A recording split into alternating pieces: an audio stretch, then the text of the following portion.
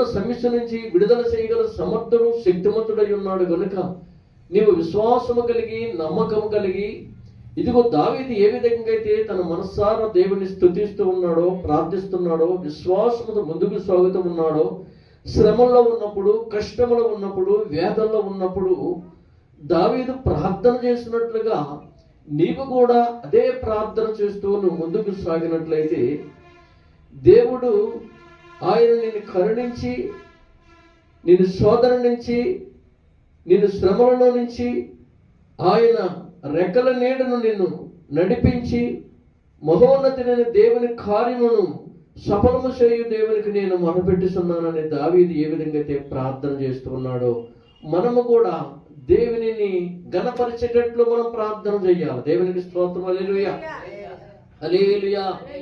మనం దేవునికి ఒక ఘనతనిచ్చేవారుగా ఉండాలి, దేవునికి ఒక ప్రత్యేకత ఇచ్చేవారుగా ఉండాలి.